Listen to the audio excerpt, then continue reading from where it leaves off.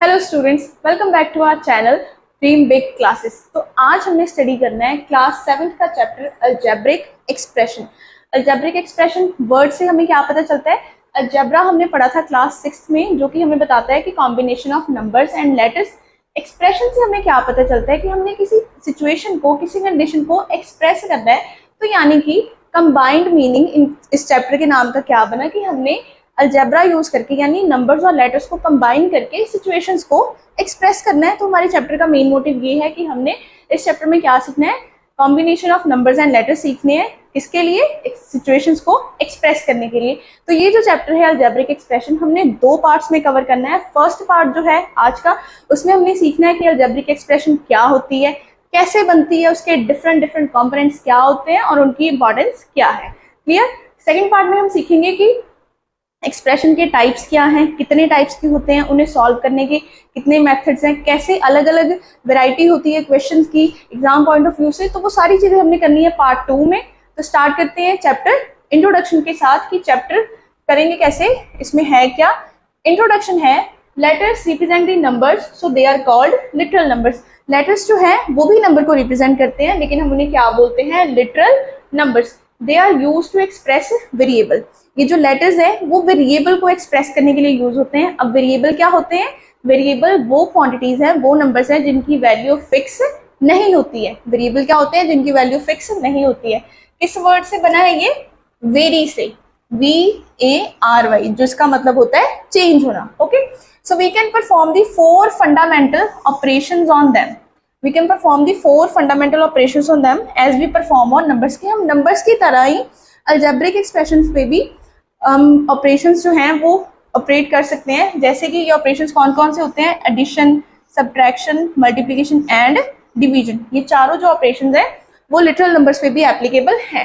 Algebraic expressions have numbers and literal numbers. Algebraic expression में numbers भी होते हैं और लिटरल नंबर्स भी होते हैं। सेकेंड है in the expression 14 plus x. हमें कोई एक्सप्रेशन दिया हुआ है 14 प्लस एक्स। अब एक्सप्रेशन क्या है? 14 प्लस एक्स की 14 में हम कुछ नंबर ऐड कर रहे हैं। क्या नंबर है वो नहीं हमें पता, लेकिन हम कुछ ऐड कर रहे हैं। तो यहाँ पे 14 जो है वो एक कांस्टेंट है कि 14 हमें पता है कि वो कांस्टेंट वैल्यू है, तो वो होगा कांस्टेंट। एक्स जो है वो है वेरिएबल कि इसकी वैल्यू, अगर मैं सम सॉल्व कर रही हूँ तो मैं इसकी वैल्यू 1 फिल कर सकती हूँ, आप कर रहे हो तो 2 सब्स्टिट्यूट आप कर सकते हो, लेकिन कोई थर्ड पर्सन कर रहा है तो वो 3, 10 नेगेटिव वैल्यू कुछ भी सब्स्टिट्यूट कर सकता है। इट मीन्स एक्स की जो वैल्यू है वो चेंज होती जा रही है। ओके, तो उसके अकॉर्डिंग हमने इस सिचुएशन को एक्सप्रेस किया जिसमें 14 कॉन्स्टेंट है और एक्स जो है वेरिएबल है। A variable can take various values as we have already discussed. हमने अभी ऊपर पॉइंट्स में यही डिस्कस किया है कि वेरिएबल जो है अलग अलग वैल्यूज ले सकता है। On the other hand a constant has a fixed value. Constant की वैल्यू जो होती है वो क्या होती है? फिक्स, यानी कि 5 जो है वो 5 ही रहेगा और -10 जो है वो -10 ही रहेगा। Okay, so moving on to next slide. उसमें क्या है कि components of an algebraic expression, कि अलजेब्रिक एक्सप्रेशन के कंपोनेंट्स क्या होते हैं, किन किन कंपोनेंट्स से वो बना होता है। तो वो कौन से कंपोनेंट्स हैं? Variables, constants, coefficients, operation and terms. कि ये जो पॉइंट्स हैं, ये जो टर्म्स हैं, ये एक अलजेब्रिक एक्सप्रेशन को बनाने के लिए जरूरी है। क्लियर है जी? ये सारे कंपोनेंट्स हैं। अब इन सभी कंपोनेंट्स को हमने 1 बाय 1 स्टडी करना है विद एग्जांपल कि वो क्या हैं, कैसे यूज होते हैं। तो चलिए स्टार्ट करते हैं। फर्स्ट है variable. A variable is a can use any letter of the alphabet from A to Z. It doesn't have a fixed value. It doesn't have a fixed value कि variable जो है उसकी fix value नहीं होती और हम उसे express कैसे करते हैं? A से लेके Z तक कोई भी लेटर आप चूज कर लो और वो आप अपनी सिचुएशन में जब आप एक्सप्रेस कर रहे हो वहां पे यूज कर सकते हो। फॉर एग्जाम्पल यहाँ पे मैंने हमें एक एक्सप्रेशन लिखा है कि y-5। अब 5 जो है वो एक कांस्टेंट क्वांटिटी है क्योंकि उसकी वैल्यू फिक्स है, लेकिन ये जो y है वो क्या है यहाँ पे? वेरिएबल की y की वैल्यू अलग अलग सिचुएशंस के अकॉर्डिंग चेंज हो सकती है। क्लियर है? नेक्स्ट है constant. A constant has a fixed value. Constant की फिक्स वैल्यू होती है, ये हमें पता ही है। इट्स वैल्यू डजंट चेंज नहीं होती। एग्जाम्पल क्या है? y-5, जैसे हमने पहली उसमें मेंशन किया है कि y-5 में y तो हमने बता दिया कि वो वेरिएबल है। अब ये 5 जो है वो क्या है? एक फिक्स्ड वैल्यू है कि 5 का मतलब जो है वो 5 ही रहता है अलग अलग सिचुएशन में भी। अगर आप x+5 लिख रहे हो या y-5 लिख रहे हो ना, तो 5 ही आप ऐड करोगे, 5 ही माइनस करोगे, यानी कि उसकी वैल्यू जो है वो फिक्स है। तो यहाँ पे 5 जो है वो क्या है, कांस्टेंट। थर्ड टर्म है कॉफिशिएंट। अब वर्ड जो है कॉफिशिएंट, सबसे पहले इसका मीनिंग जानना जरूरी है। कॉफिशिएंट वर्ड का मीनिंग होता है को और एफिशिएंट के कॉम्बिनेशन से बना है ये वर्ड कॉफिशिएंट। को का मीनिंग होता है साथ, साथ देना या साथी, क्लियर। एफिशिएंट वर्ड आया है एफिशिएंसी से, एफिशिएंट वर्ड आया है एफिशिएंसी से कि उसकी काम करने की जो शक्ति है या उसकी जो पावर है उसे इंक्रीज कर देता है, ठीक है, कि साथ रहकर कोई वैल्यू उसकी एफिशिएंसी को बढ़ा रही है, उसके काम करने के तरीके को बढ़ा रही है। तो coefficient is a number multiplied और divided by a variable. Coefficient is a number multiplied और डिवाइडेड बाय अ वेरिएबल, कि वेरिएबल के साथ जो नंबर मल्टीप्लाई या फिर डिवाइड हो रहा है उसे क्या बोलते हैं, कोफिशिएंट। अब मैंने यहाँ पे लिखा है 9x+4। सबसे पहला क्वेश्चन तो मेरा ये है कि क्या आप इसमें आइडेंटिफाई कर पा रहे हो कि वेरिएबल कौन सा है इस पूरे एक्सप्रेशन में। 9x+4 में वेरिएबल कौन सा है, ऑब्वियसली x है, क्योंकि 9 और 4 जो है वो कांस्टेंट वैल्यूज हैं, ठीक है। तो x जो है वेरिएबल है। अब वेरिएबल के साथ कोई भी नंबर जो मल्टीप्लाई हो रहा है या फिर डिवाइड हो रहा है, अब x के साथ यहाँ पे 9 है, किस तरह से कंबाइन है ये, मल्टीप्लीकेशन से, ठीक है। तो 9 जो है वो कोफिशिएंट हुआ x का।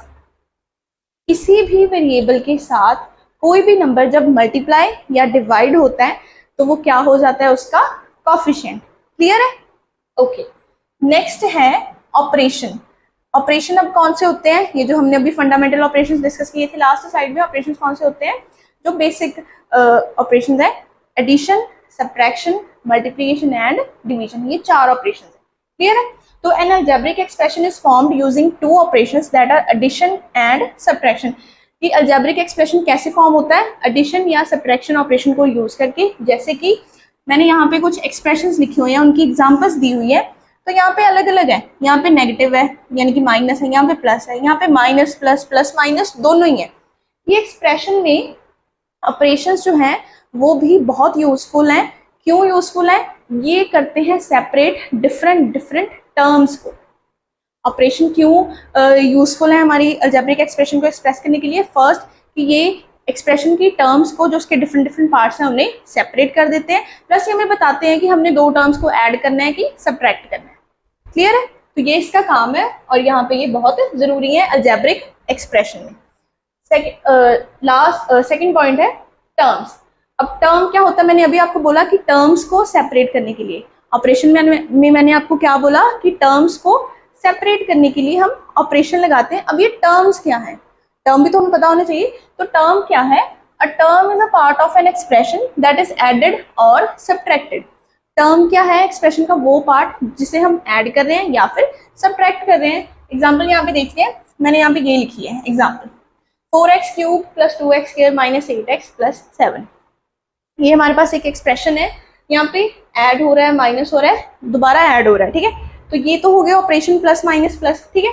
अब ये किसे ऐड कर रहे हैं, जिन वैल्यूज को, जिन नंबर्स को ऐड करते हैं ना ये ऑपरेशंस, उन्हें हम बोलते हैं टर्म्स, क्लियर है। टर्म्स क्या होती हैं, different values of an particular expression, clear है जी। तो यहाँ पे क्या है, terms contain letters and numbers connected by multiplication और डिवीजन और पावर्स। टर्म्स क्या होती हैं, लेटर्स और नंबर्स का कॉम्बिनेशन होता है। फॉर एग्जाम्पल 4x 4 / x, तो ये जो है 2 टर्म्स हैं, यहाँ पे मल्टीप्लिकेशन से वो कंबाइन है लेटर और कांस्टेंट नंबर, और यहाँ पे वो डिवीजन ऑपरेशन से कंबाइन है, क्लियर है। तो ये होती हैं टर्म्स। अब मैंने यहाँ पे ये जो एग्जांपल लिखी है 4x³ + 2x² - 8x + 7, यहाँ पे कितनी टर्म्स है, 4। कौन कौन सी, 4x³, 2x², 8x और 7।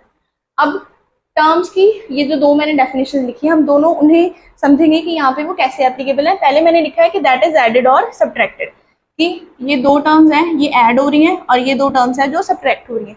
फर्स्ट वाला क्लियर हो गया। सेकंड है कि terms contain letters and numbers connected by multiplication और डिवीजन। अब ये जो टर्म है इसमें 2 पार्ट्स हैं, 4x³, ये आपस में कैसे जुड़े हैं, जब हमने 4 को x³ से मल्टीप्लाई किया, ठीक है जी। कोई और एग्जाम्पल है, सपोज 4/3 x²। ओके, तो यहाँ पे ये एक नंबर है, ये यहाँ पे दूसरा नंबर है, ये फ्रैक्शन है और ये मतलब फ्रैक्शन है, कांस्टेंट फ्रैक्शन, ये कांस्टेंट नंबर्स हम यूज कर रहे हैं, ठीक है। तो कांस्टेंट को हमने वेरिएबल से मल्टीप्लाई किया तो यहाँ पे एक और टर्म बन गई। तो टर्म्स डिफरेंट डिफरेंट तरीके से बन सकती हैं, लेकिन उन्हें हम कंबाइन कैसे करते हैं? By the sign of addition, by the sign of plus और माइनस। क्लियर है कि टर्म्स क्या होती हैं, कोएफिशिएंट्स क्या होते हैं, वेरिएबल, कांस्टेंट, ये आपस में कैसे रिलेट करते हैं। इतना पार्ट आपको क्लियर है कि क्या क्या कंपोनेंट्स होते हैं। नेक्स्ट हमने करना है आगे degree of an algebraic expression. Degree of an algebraic expression. अब अलजेब्रिक एक्सप्रेशन तो आपको क्लियर है कि हमने अलजेब्रा की फॉर्म में एक सिचुएशन को एक्सप्रेस करना है। अब उसकी डिग्री क्या होती है? डिग्री क्या होती है तो उसकी डेफिनेशन पहले पढ़ते हैं कि क्या है। The degree of any term of a polynomial. Polynomial एक इक्वेशन होती है, अलजेब्रिक इक्वेशन, उसकी किसी भी टर्म की डिग्री क्या होती है?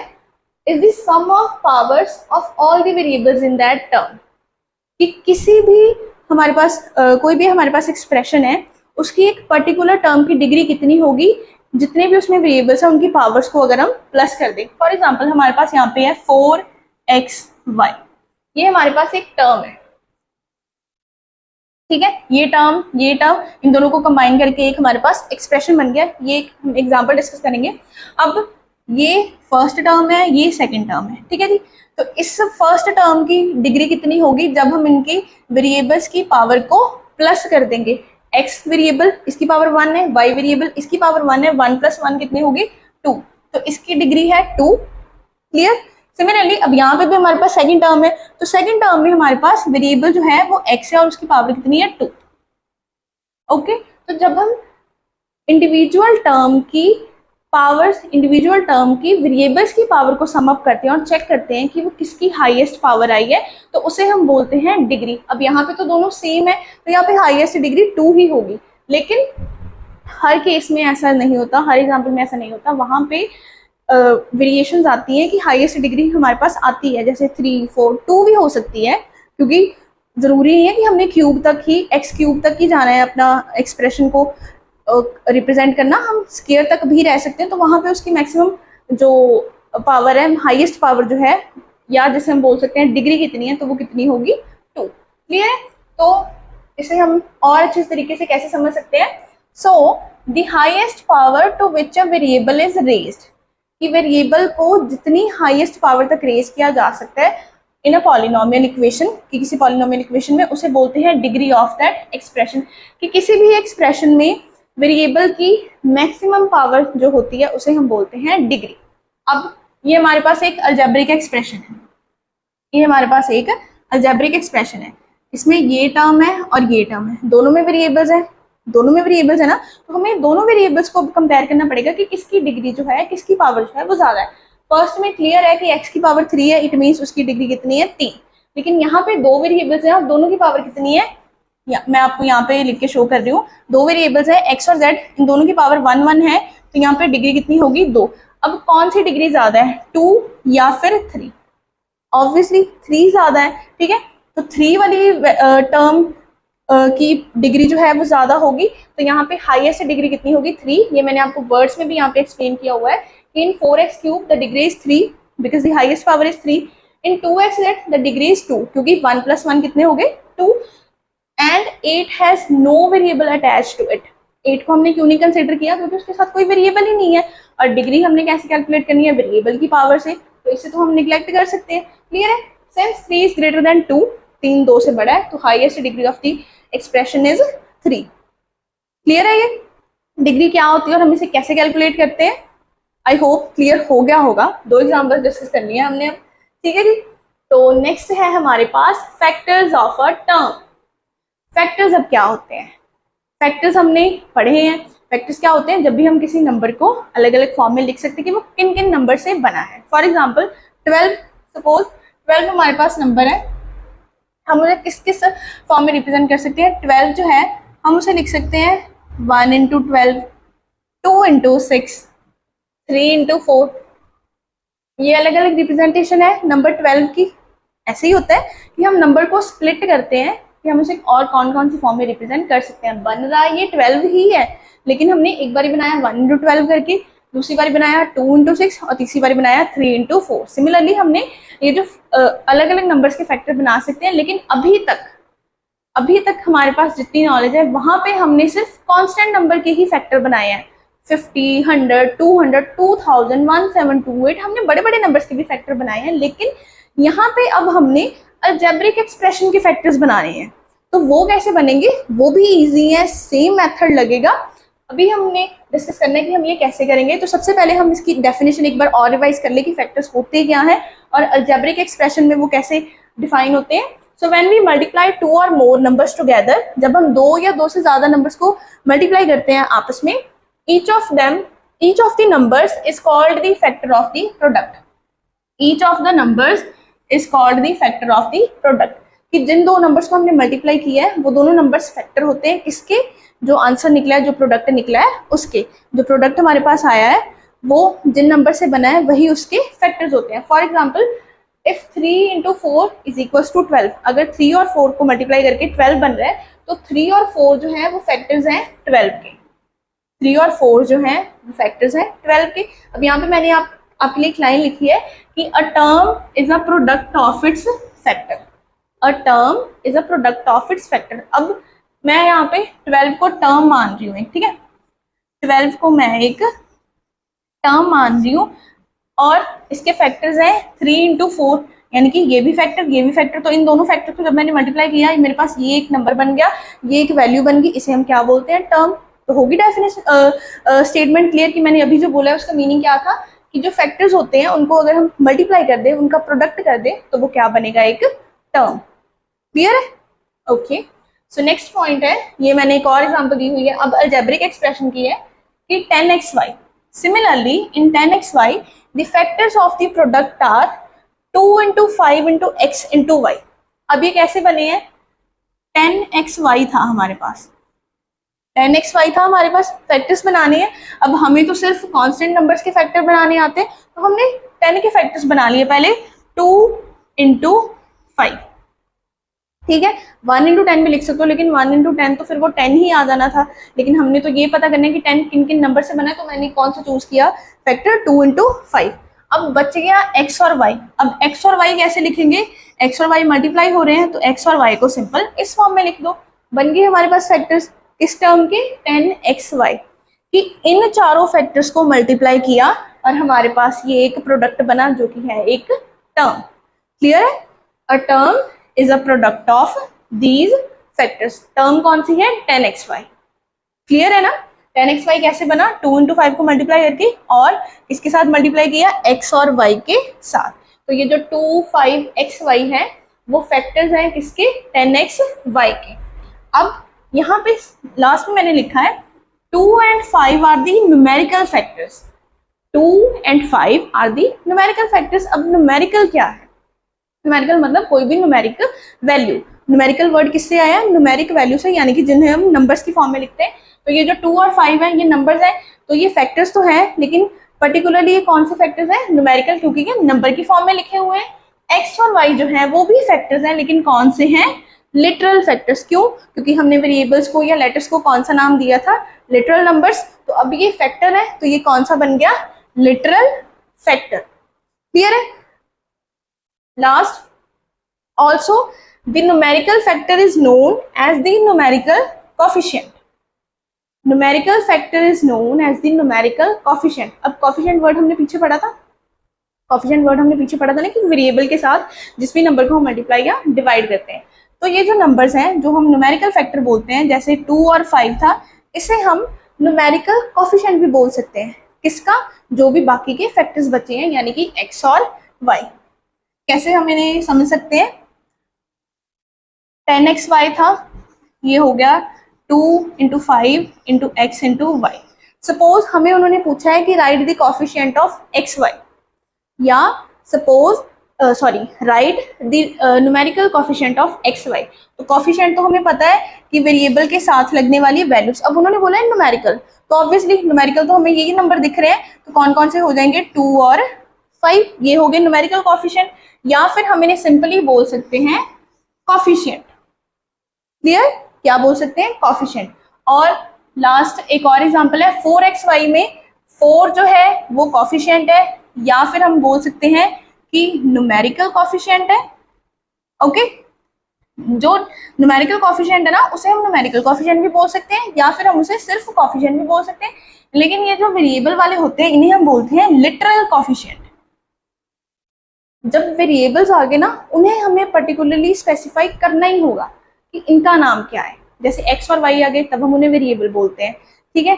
तो अब यहाँ पे वो उन्हें क्या बोलेंगे, हम कॉफिशिएंट के टर्म्स में लिटरल कॉफिशिएंट। क्लियर है आपको इतना सारा कुछ कि हमने क्या क्या अभी तक पढ़ लिया है, वेरिएबल, कांस्टेंट, ऑपरेशन डिफरेंट कौन कौन से होते हैं, टर्म्स कौन कौन से होती हैं, डिग्री क्या होती है, फैक्टर्स क्या होते हैं। कि टर्म्स तो बनी, अब उस टर्म्स को अगर स्प्लिट करेंगे, उस टर्म को अगर स्प्लिट करेंगे तो उसके जो अलग अलग पार्ट्स हैं उसे हम क्या बोलते हैं, फैक्टर्स। क्लियर है। अब फैक्टर्स के रिलेटेड एनसीईआरटी में ना एक बहुत इंपॉर्टेंट क्वेश्चन आता है कि राइट द ट्री डायग्राम या फिर draw the tree diagram for this particular expression. ये क्वेश्चन जो है वो एनसीईआरटी पॉइंट ऑफ व्यू से बहुत इंपॉर्टेंट है और हमेशा एग्जाम में आता ही है। तो ये क्या होता है, सपोज आपको कोई अलजेब्रिक एक्सप्रेशन दी हुई है जो कि है 4x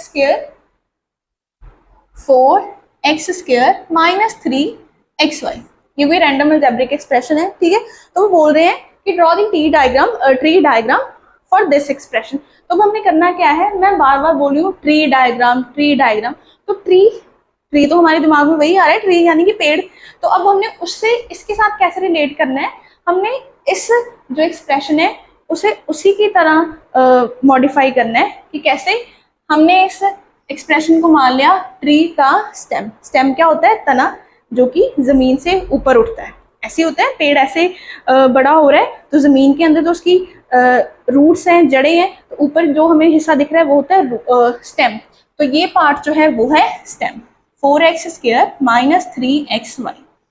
अब स्टेम के बाद क्या होता है, स्टेम में से बढ़ा, उसके बाद उसकी ब्रांचेस निकल गई। ब्रांचेस निकल दी हैं, किधर को निकल गई, ऊपर को निकल गई, किस तरीके को निकल गई। जैसे कि ये ट्री है, अब इसकी एक ब्रांच इधर, ठीक है जी। ये होता है स्टेम और ये हो गई उसकी ब्रांचेस। ओके, अब ब्रांचेस पे क्या होता है, ऑब्वियसली लीव्स ही होंगे कि अलग अलग शाखाएं निकल गई। अब उन पे क्या होंगे, पत्ते। तो इन पे छोटे छोटे क्या हैं, ये होते हैं लीव्स। क्लियर है जी। पहले था स्टेम, उसके बाद आई ब्रांचेस, देन आई लीव्स। अब हमने अलजेब्रिक एक्सप्रेशन को भी इसी तरह देखना है कि ये हमारे पास अलजेब्रिक एक्सप्रेशन है जिसे हमने मान लिया स्टेम। अब इस स्टेम के दो पार्ट्स हैं, एक ये और दूसरा है ये दो टर्म्स है। अब इन्हें हमने मान लिया दो अलग अलग ब्रांचेस। ये हमारे पास स्टेम था, स्टेम के दो पार्ट्स हो गए जो कि हैं ब्रांचेस, 4x स्क्वायर और minus 3xy। 4x square positive value था तो मैंने प्लस का साइन यहाँ पे नहीं लगाया, लेकिन 3xy के आगे नेगेटिव साइन था तो वो मैंने एज इट इज ही नोट किया है। और आपने भी हर एक टर्म का जो साइन है वो नोट करना है, उसे छोड़ना नहीं है। क्लियर है। अब स्टेम के बाद ब्रांचेस, ब्रांचेस के बाद क्या था, लीव्स। अब स्टेम ये हो गया, ब्रांचेस ये होगी, अब आगे क्या होंगे, लीव्स।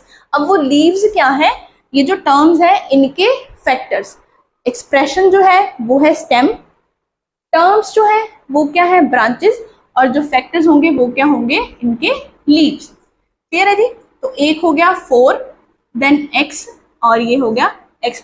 आप 4 को आगे भी कर सकते हो 2 इंटू 2, जैसे कि 2 इंटू 2। क्लियर है। और यहाँ पे अगर हम करेंगे तो एक आ गया -3, दूसरा आ गया x और तीसरा फैक्टर क्या आ गया, y। अगर हम -3x और y को मल्टीप्लाई करेंगे तो हमारे पास ये टर्म बनेगी, और इस टर्म को अगर हम एक्सप्रेशन में लिखेंगे तो हमारे पास एक इस फॉर्म में लिखेंगे तो हमारे पास एक अलजेब्रिक एक्सप्रेशन बनेगा। सिमिलरली फैक्टर्स को मल्टीप्लाई किया, हमारे पास बनी टर्म को हमने किसी और टर्म के साथ लिखा तो हमारे पास क्या बन गया, अलजेब्रिक एक्सप्रेशन। स्टेप क्या है, algebraic expression, factors, terms. Clear है। Algebraic expression, factors and terms. Clear है आपको ये ट्री डायग्राम हमने कैसे ड्रॉ की है। तो इसी तरीके से इसी मेथोडोलॉजी को फॉलो करके आप और भी अलग अलग जो अलजेब्रिक एक्सप्रेशंस हैं उनके भी ट्री डायग्राम हम इजीली बना सकते हैं और अपने क्वेश्चंस जो है वो अच्छे से सॉल्व करके गुड मार्क्स ऑब्टेन कर सकते हैं। तो क्लियर है। तो तो फर्स्ट पार्ट जो है हमारा अलजेब्रिक एक्सप्रेशन का इसी टॉपिक के साथ, इसी एग्जाम्पल के साथ हमारा खत्म होता है। सेकेंड पार्ट में हमने क्या करना है डिस्कस, अलजेब्रिक एक्सप्रेशन की टाइप्स प्लस उन्हें सॉल्व करने के अलग अलग मेथड्स, और उन्हें सॉल्व करने के क्या क्या मेथड्स हैं, प्लस अलग अलग वेराइटीज डिस्कस करनी है कि किस किस तरह के क्वेश्चंस हमें एग्जाम में आ सकते हैं। तो I hope first part algebraic expression के कंपोनेंट्स, टाइप्स आपको सारे समझ आ गए होंगे। तो I hope you find this video informative. मिलते हैं पार्ट 2 के साथ, तब तक के लिए do like, share and subscribe our channel.